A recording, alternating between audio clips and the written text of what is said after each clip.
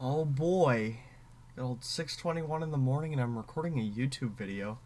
Oh my god. I've got the lights off and everything. It's very oppressive against my eyes. This is how it should be done, you know. It should be a wake-up experience to record a YouTube video in the morning. And I guess while I am awake and while I'm not tired, yeah. I guess I'm going to talk about Taylor Swift's new album and how horrible it is. I'm not a vehement anti-Swifty, right? I'm not I don't like the Swifties. I feel like a lot of people don't like the Swifties, but I'm not anti-Taylor Swift. I'm not anti-Swifty. I'm not anti-Eras Tour. I'm anti a lot of the carbon footprint stuff. Like, I'm not a major environmentalist, right? I understand that industry is important and it's crucial for the development and betterment of human society. So I understand why that needs to exist, but I think if it can be minimized, it should be. Like I saw a video talking about like there is no ethical consumption under capitalism, and instead of trying to fix the mode of government, instead of trying to switch the mode of government to something that's more enabling, something more, consumer friendly, like a more injected socialist model or something, without price controls or without all that stuff. Like, if you want to be truly consumer friendly. No, instead of doing that, her response was just consume less. And I like a lot of that is true because we get shit like Labubu and whatnot. We get a lot of that stuff. And, circling back to music, because we are a consumerist culture, people would rather default to the safe options other than, exploring, or I guess rather than exploring new options, they would rather just default to what the most popular is. That's why we're so tolerant of mediocrity. So I'm not gonna talk about specific examples majorly. Like, obviously Canceled's a terrible song, and a lot of the songwriting that, a lot of it's tongue in cheek, a lot of it's really simple. And like, just look at who we're talking about here.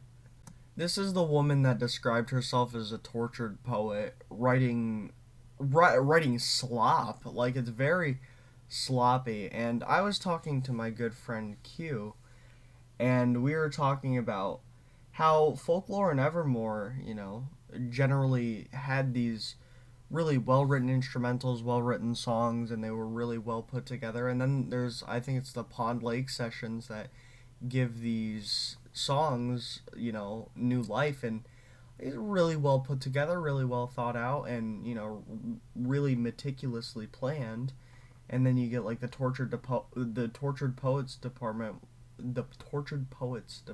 yeah.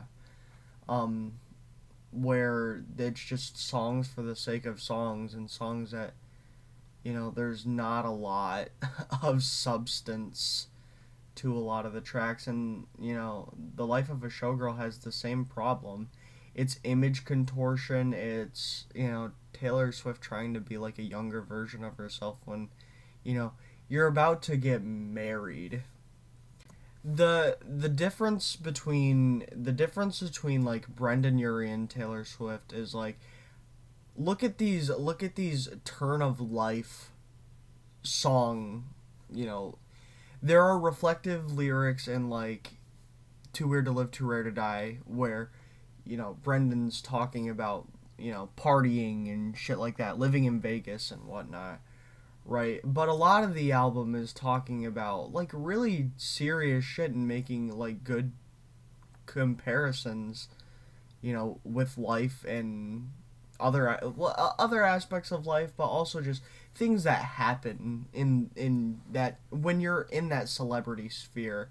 And Pray for the Wicked had this problem where it was definitely made for famous people, or it's definitely made by a famous person.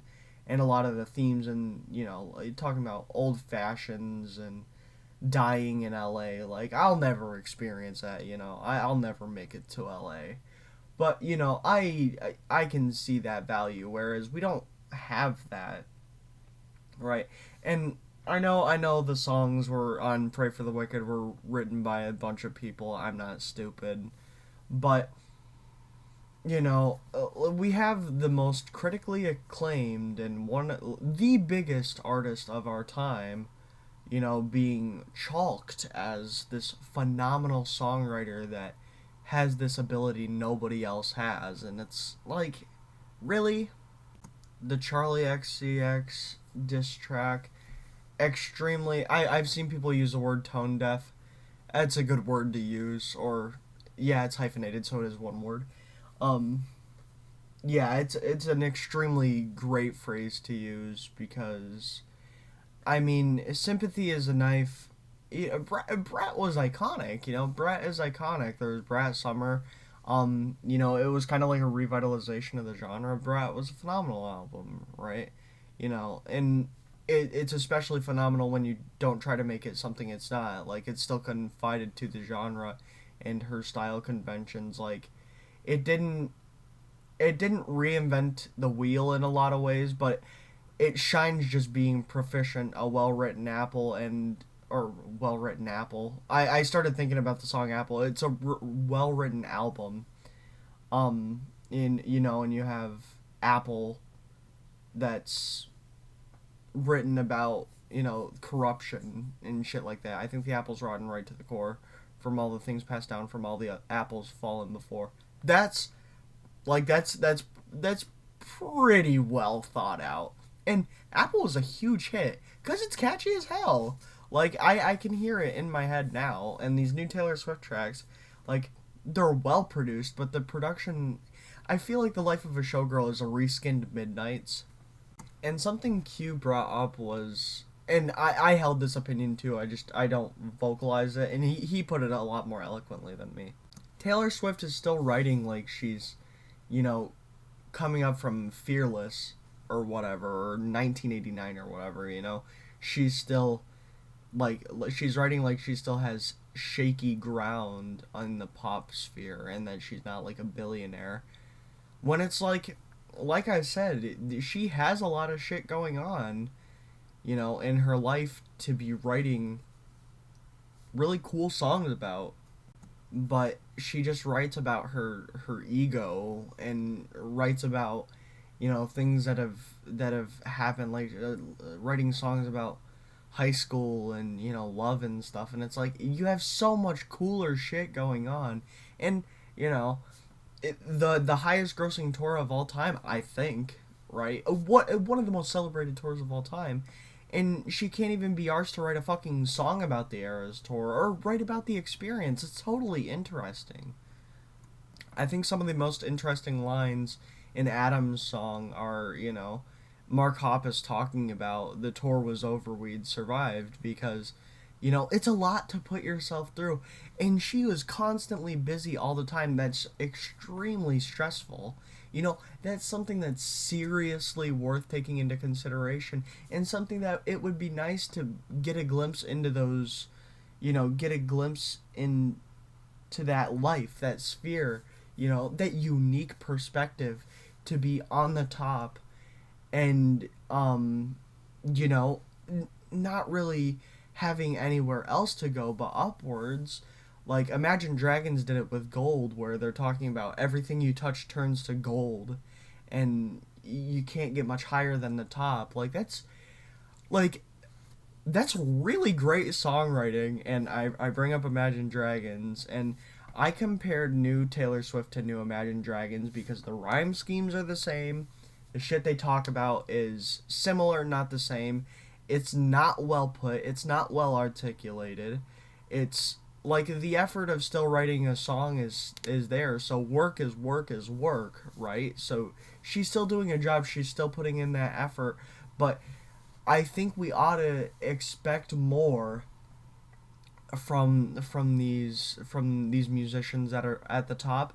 And if they let people down, they ought to be, you know, dejected to the lower strata of musicians that aren't, you know, doing cool new things or writing good albums because that's the expectation of you.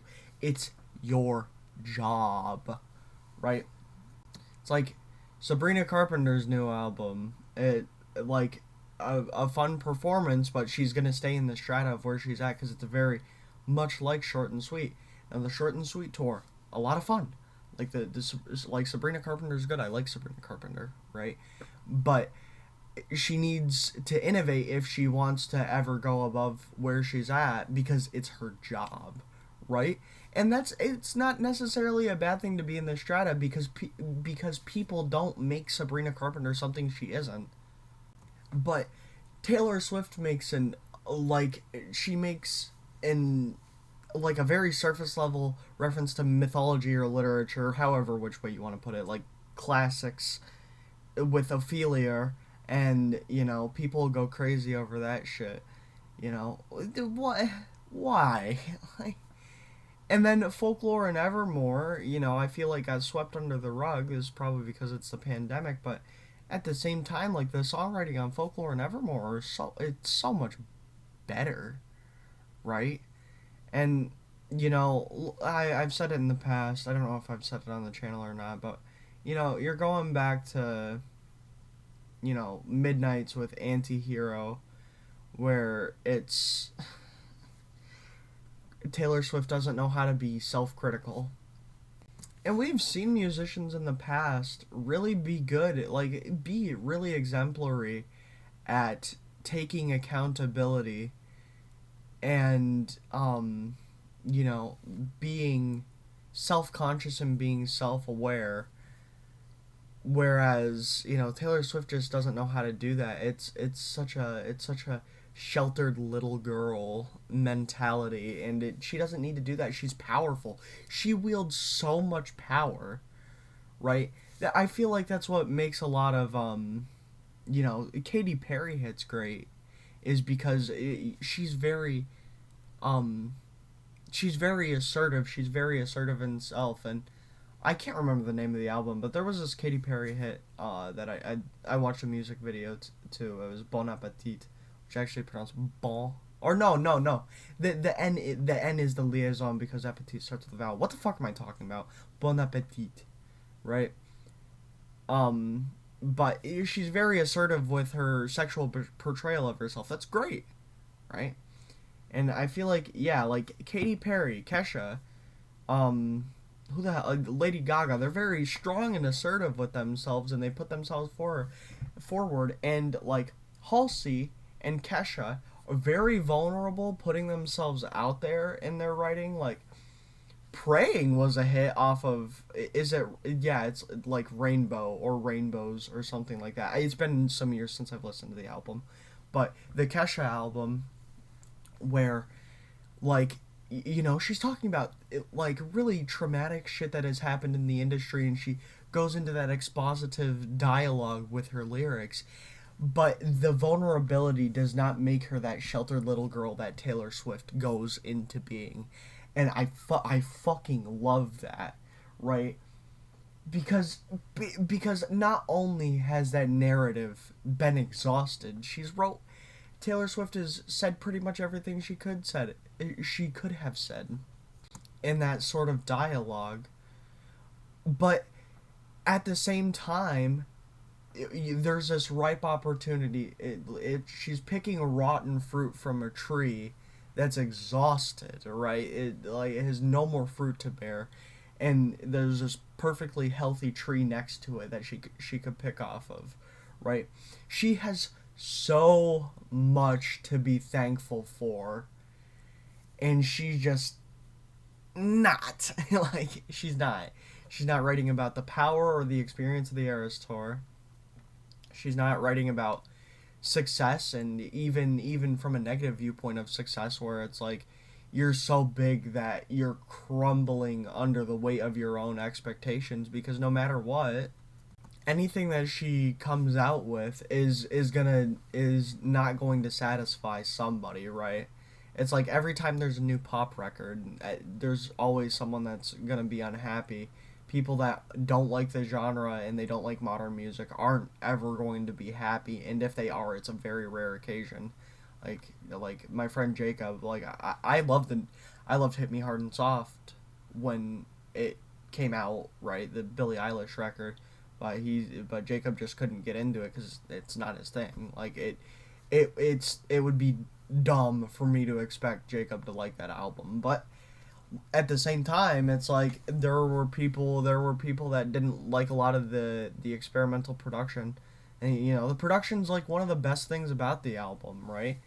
Like, and there's always that, right? So you could always talk about that, right? And Billie Eilish talks about success on Happier Than Ever. It's a lot of pressure to put on anybody, you know. I don't like Jelly Roll's music. I listened to some of his mixtapes a couple months ago, like his rap tapes. I can't do the new country approach. It sozzles me. It's horrible to me. I can't do that. But listen to some of his mixtapes and like what the hell was I gonna go? Yeah, to be an older man, and then when he does that genre switch and he becomes extremely popular, it's a lot of pressure to put on someone. No matter where you come from, and I think that's why we see a lot of presidents like Donald Trump or Barack Obama or the Bush administration make a lot of very very heavy decisions and maybe not the best decisions because we're putting an entire nation on one person's back. Now I'm not going into politics in this video, but I'm not making an excuse for anybody there. The United States is no it never falls short of evils. But just acknowledging that that pressure is there. It's very consistently there. And yeah, like this is fruit from a tree that is very ripe, very able to be plucked. And it is consistently true that there are going to be people that are unhappy that don't like the results of something, and that's just that's just the way of it. Like there's that new Haley Williams song which has a lot of really good commentary, and it's very socially aware and it's really well put together. But my complaint with it is that it's very on the nose, which I'm willing to accept because it's not grifting because Haley Williams has been a known ally to several communities. She's very respectful. She doesn't have an unproblematic past.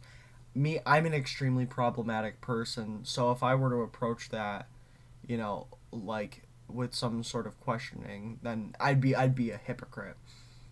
I say things that are offensive. I say phrases, I use words that are offensive, and the excuse I give myself is that I genuinely don't mean any harm, and for me, words are just words. That's the linguist in me, where I know that, like, pragmatic semiotics, all that stuff. Oh, I guess not semiotics because it's spoken language, but pragmatics and whatnot, um, and semantics. Like, I know that only goes so far because words are just words and signifiers.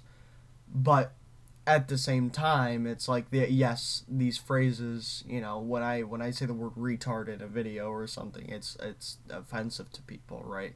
Even though I'm an autistic person, right? Not an autistic person with ADHD or whatever you want to say. Like it's still going to be harmful. If I, as an autistic person, called another autistic person a retard, like that meaning is not lost. But yeah, not really getting in. I don't know why I don't know why I brought up this Haley Williams song, but yeah, no. Oh yeah. I brought it up because you can't make everyone happy about everything, but the lyrics are extremely on the nose, right?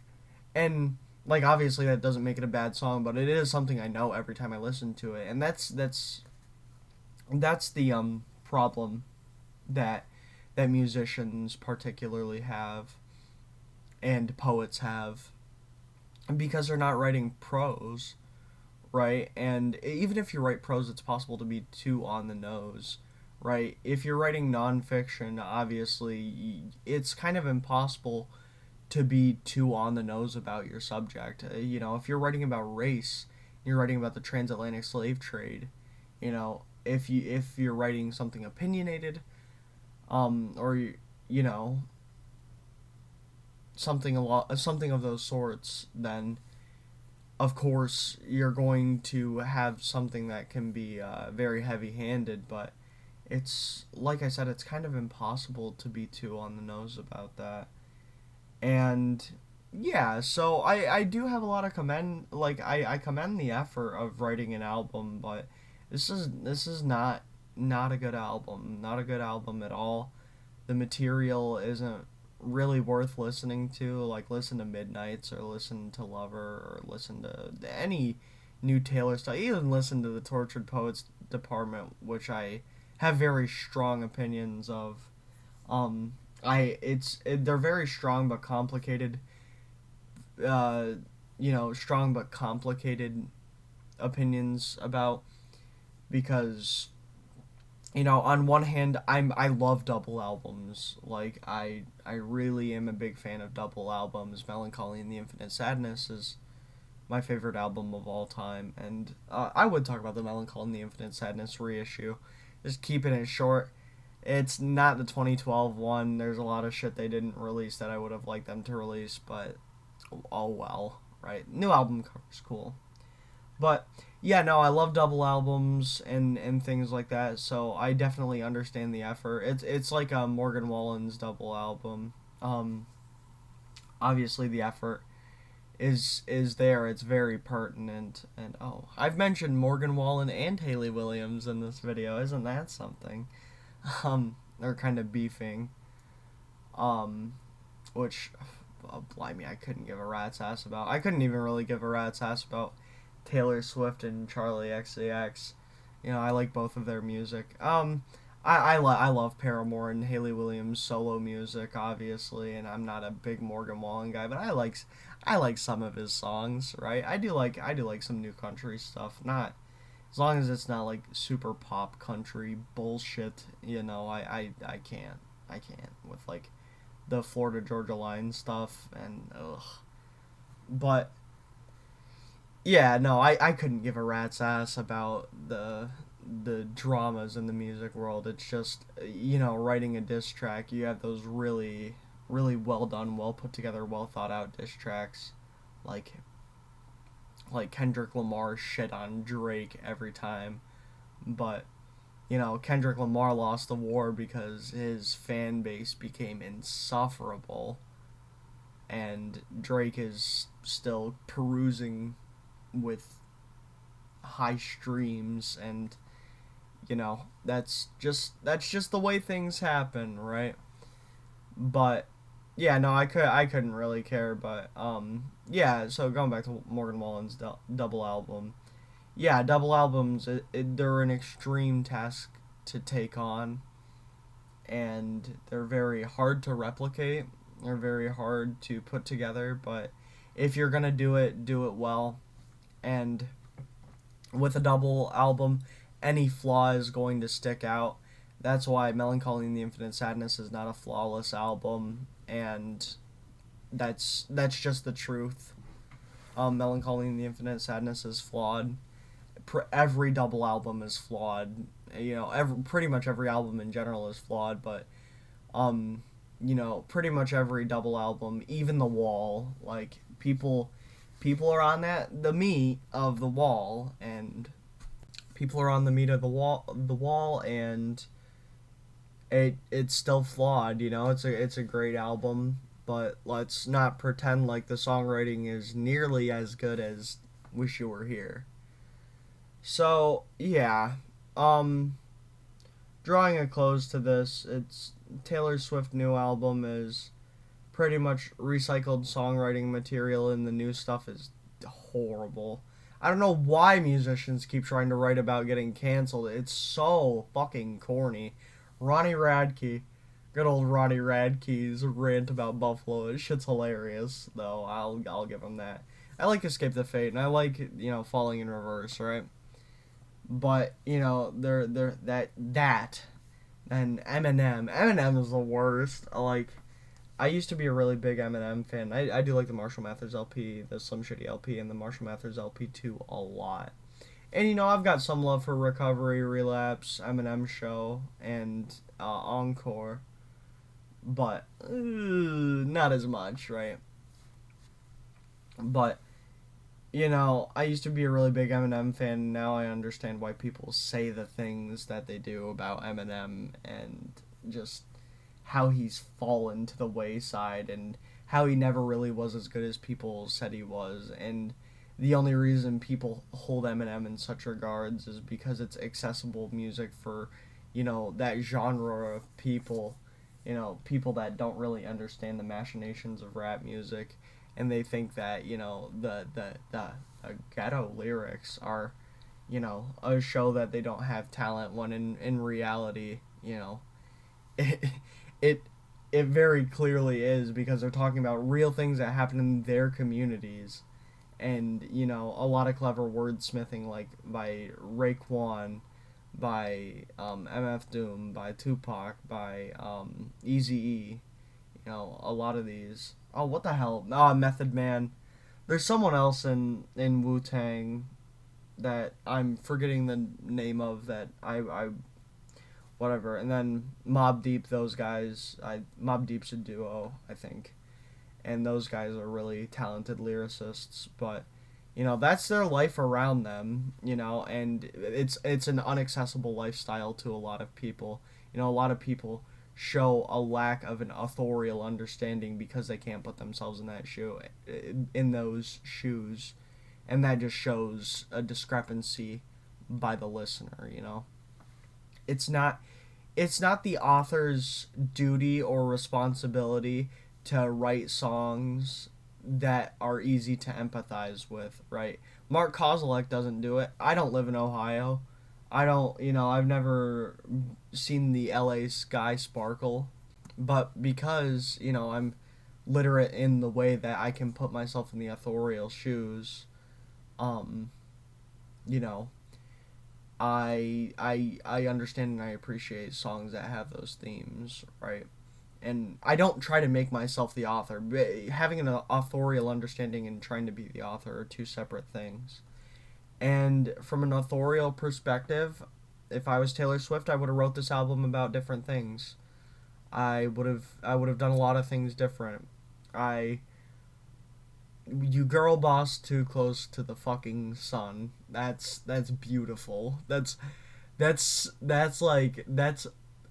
so comically horrible. That's so bad.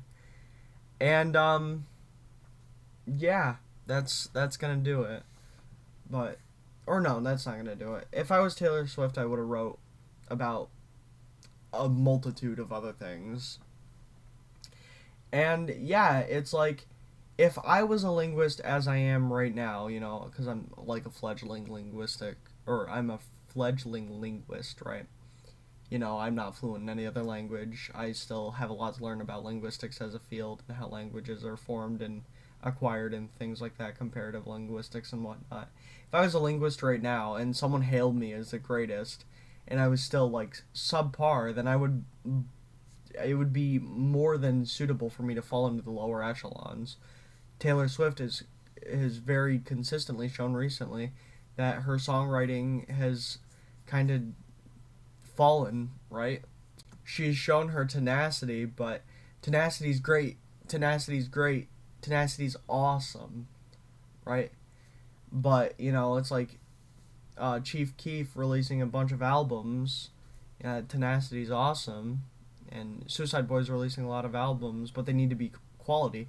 Suicide Boys' case, their new albums are pretty heavily favored, so I guess they belong in their echelons, but they're not even that popular, so it's like, it's just, yeah, it just sucks to see the favoritism and just the blatant disregard of the craftsmanship of music. But oh well. Thanks for listening. Bye.